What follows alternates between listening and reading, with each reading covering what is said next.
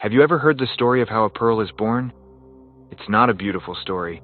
It's a story of suffering. It begins when a grain of sand, a sharp intruder, gets inside an oyster, piercing its soft body.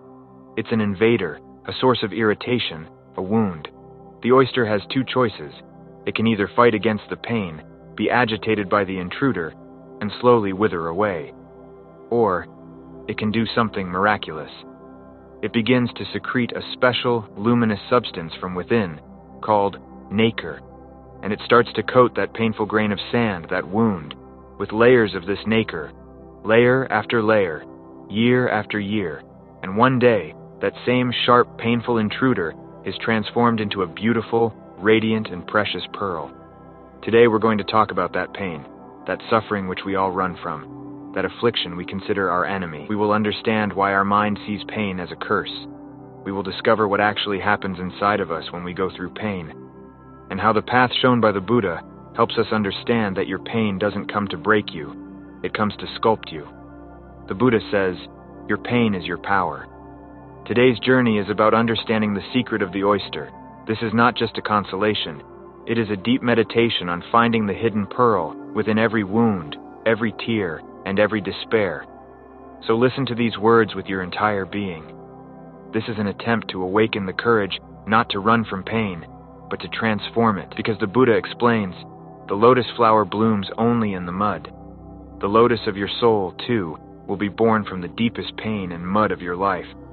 According to the Buddha, the reason we run from pain is because our mind is addicted to pleasure. We have divided life into two parts, good and bad. Happiness, success, love, all of this is good. Pain, failure, loneliness, all of this is bad. The Buddha says, this is the greatest misunderstanding. Life is a whole. You cannot know light without knowing darkness. You cannot experience pleasure without having experienced pain. Pain is not the opposite of life. It is an integral part of life. The Buddha explains, when you run from pain, you are actually running from life itself. You are trying to live a life that is only half incomplete. Pain is an unavoidable part of existence, but suffering is optional. Pain is a physical or emotional sensation. Suffering is the story you weave around that pain. Let's look more deeply at the ways we try to escape from pain. The first and most common way is suppression. When we experience a deep hurt, we act as if nothing happened. We swallow our tears. We bury our feelings deep inside some dark corner of our being. We put on a mask of being strong. The Buddha says, the emotion that you suppress does not die. It just goes down into the dark basement of your subconscious mind, and from there, it begins to control your life in invisible ways. Your unexplained anger, your random sadness, your trouble sleeping. All of these are the ghosts of suppressed emotions demanding justice. The second way is distraction. Today's world is filled with tools for distraction. The moment we feel even a slight unease within, we immediately pick up our phone. We get lost on social media. We start watching movies. We go shopping. We keep ourselves so busy that we don't have a single moment to look within. According to the Buddha, this is like an addiction. It may give you temporary relief from the pain, but it doesn't heal the pain. It just puts it to sleep for a while. And when you are alone, that pain returns with even more force. The third way is complaining and blaming. Many times, instead of taking responsibility for our pain, we blame it on someone else. I'm unhappy because of them. I just have bad luck. The world is a terrible place. The Buddha explains, when you complain, you put yourself in the role of a victim, and a victim can never be powerful. As long as you keep believing that someone else is the cause of your suffering, you will keep giving your power away to them. You hand over the steering wheel of your life's boat to someone else. And the fourth, most subtle way, is toxic positivity. Sometimes we even use spiritual or motivational ideas to escape from pain. We tell ourselves, I should stay positive. I shouldn't feel angry. Everything happens for a reason. The Buddha says, this forced positivity is just another form of suppression. True spirituality is not about denying pain, but about seeing through pain.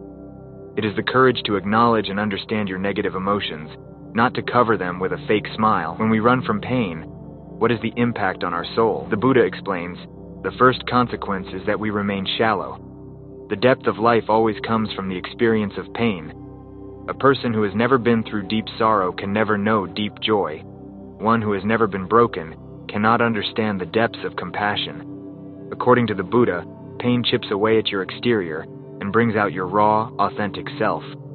When you avoid pain, you always remain floating on the surface.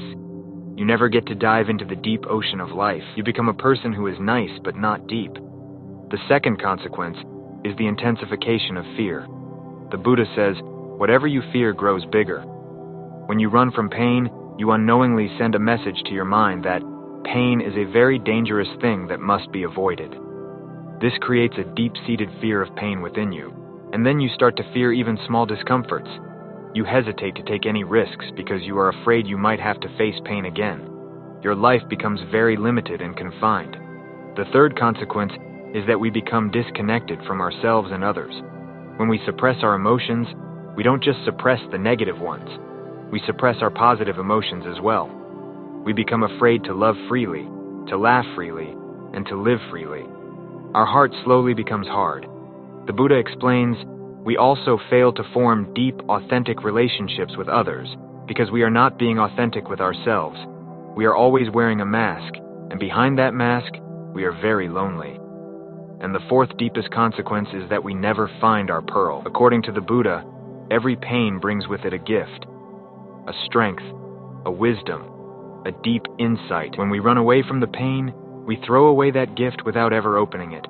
We remain like the oyster that is irritated by the grain of sand, but never learns the art of turning that irritation into a pearl. We spend our whole lives just complaining, unaware of the treasure that was hidden in our own wounds. So how do we transform that pain into a power?